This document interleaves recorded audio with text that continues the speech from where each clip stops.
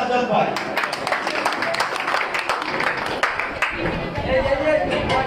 বিসমিল্লাহির রহমানির রহিম।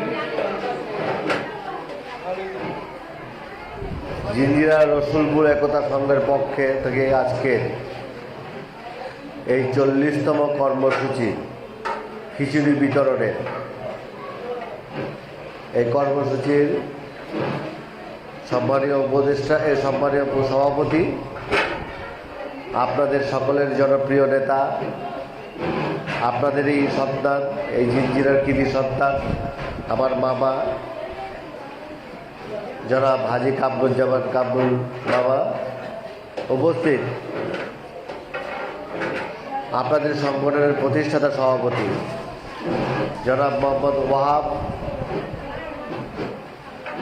সাধারণ সম্পাদক আবুল কালাম আজাদ, সহসভাপতি জসিম, রবিন, জুয়েল, তারেক সহ অনেকের নাম আমি বলতে পারলাম না, আমার কাছে ক্ষমা প্রার্থী করুন। সবাইও একটু সংক্ষেপ, কারণ আমাকে আরেকটি জুমার নামাজ আদায় করার জন্য আরেকটি মসজিদে যেতে হবে। আপনারা জানেন এই সংগঠনটি একটি অরাজনৈতিক সংগঠন। আজকে আমাকে এখানে দাওয়াত দেওয়া হয়েছে, আমি নিজেকে অনেক ধন্য মনে করছি এবং আমি এই সংগঠনের সকল নেতৃবৃন্দের কাছে কৃতজ্ঞতা প্রকাশ করছি। সামনের যারা দাঁড়িয়ে আছেন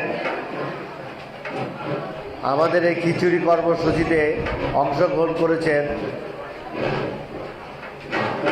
তাদেরকে বেশিক্ষণ ধৈর্যচ্যুতি ঘটাবো না, শুধু একটি কথাই বলবো, আগামী জিঞ্জিরা ইউনিয়ন আপনারা কেমন চান? আপনারা গত জিঞ্জিরা ইউনিয়ন পরিষদে যারা চেয়ারম্যান ছিলেন তারা কতটুকু কাজ করতে পেরেছেন, আর আগামীতে যাকে নির্বাচিত করবেন সে কতটুকু কাজ করবে, সেটা আপনাদের বুদ্ধি বিবেচনার অবশ্যই বিষয় আছে। এই জিঞ্জিরা ইউনিয়ন 3.5 লাখ লোকের বসবাস, প্রায় 75,000 ভোটার এখানে অবস্থান করছে। ছোট্ট একটি ইউনিয়ন, এই ছোট্ট একটি ইউনিয়নে এত জনবহুল, এত ঘনবসতি মানুষ আর সারা বাংলাদেশের কোনো ইউনিয়নে আছে কিনা আমার কাছে সন্দেহ আছে। সারা বাংলাদেশে কেরানীগঞ্জকে অনেকেই চিনে না, কিন্তু জিঞ্জিরা ইউনিয়নকে অনেকেই সবাই চিনে। এক নামে যাকে আমরা ঐতিহ্যবাহী জিঞ্জিরা, ঐতিহাসিক জিঞ্জিরা হিসাবে, প্রাচীনতম জিঞ্জিরা হিসাবে আমরা সবাই জানি। এই জিঞ্জিরা ইউনিয়নে নানান ধরনের সমস্যা, সবচেয়ে বড় সমস্যা যেটা আমরা ফেস করতেছি, বলতে গেলে আমাদের অনেকের জীবনের হুমকির সম্মুখীন হতে হয়, কার্যকরী পদক্ষেপ তো দূরের কথা, সেটা হচ্ছে মাদক সমস্যা।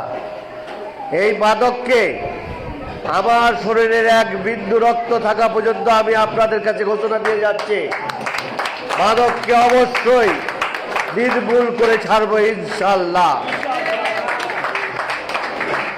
আমাদের সবচেয়ে বড় সমস্যা ময়লা। সারা কেরানীগঞ্জের জিঞ্জিরায় তথা 9টি ওয়ার্ডেই ময়লার বাগানে ময়লা গলিতে গলিতে পড়ে আছে, আমরা রাস্তা দিয়ে বের হতে পারি না, দুর্গন্ধে আমাদের শরীরের স্বাস্থ্য ঝুঁকিতে পড়েছে। আমরা যাতে ময়লা নিয়ন্ত্রণ করতে পারি, ময়লা নিষ্কাশন করতে পারি এবং ক্লিন একটা জিঞ্জিরা ইউনিয়ন করতে পারি, সেদিকে আপনাদের সজাগ দৃষ্টি রাখতে হবে। আমাদের তৃতীয় সমস্যা হচ্ছে যানজট মুক্ত একটি জিঞ্জিরা ইউনিয়ন চাইতে হবে। আমাদের অল্প বৃষ্টিতে জলবদ্ধতা শুরু হয়, আমাদের এই জলবদ্ধতা যদি না থাকে সেদিকে আমাদের ব্যবস্থা করতে হবে। সর্বোপরি জিঞ্জিরা ইউনিয়ন পরিষদে নানান ধরনের সমস্যায় আপনারা পড়েন। আমরা ইতিমধ্যে লক্ষ্য করেছি, জন্ম নিবন্ধন আনতে গেলে আপনাকে মাসের পর মাস, ঘন্টার পর ঘন্টা, দিনের পর দিন আপনাকে অপেক্ষা করতে হয়। আপনাকে অরিজিন সার্টিফিকেট আনতে গেলে মাসের পর মাস, ঘন্টার পর ঘন্টা, দিনের পর দিন আপনাকে অপেক্ষা করতে হয়। আপনাকে বিজিএফ কার্ডের জন্য অপেক্ষা করতে হয়, আপনাকে প্রতিবন্ধী কার্ডের জন্য অপেক্ষা করতে হয়, আপনাকে বিধবা কার্ডের জন্য অপেক্ষা করতে হয়। বিভিন্ন ধরনের সমস্যা। ট্রেড লাইসেন্সের জন্য অতিরিক্ত ভাড়া দিয়ে অতিরিক্ত টাকা চেয়ে বসে আপনাদের কাছে। আপনাদের কাছে আরেকটি অভিশাপ নেমে এসেছে, সেটা হচ্ছে হোল্ডিং ট্যাক্স।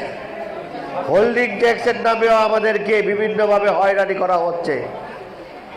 আমি নির্বাচিত হতে পারি আর না পারি, আল্লাহ তাআলা যদি আমাকে আপনাদের পাশে রাখে, তাহলে যে কথাগুলো বললাম প্রত্যেকটি ন্যায্য মূল্যে আপনাকে পেতে হবে।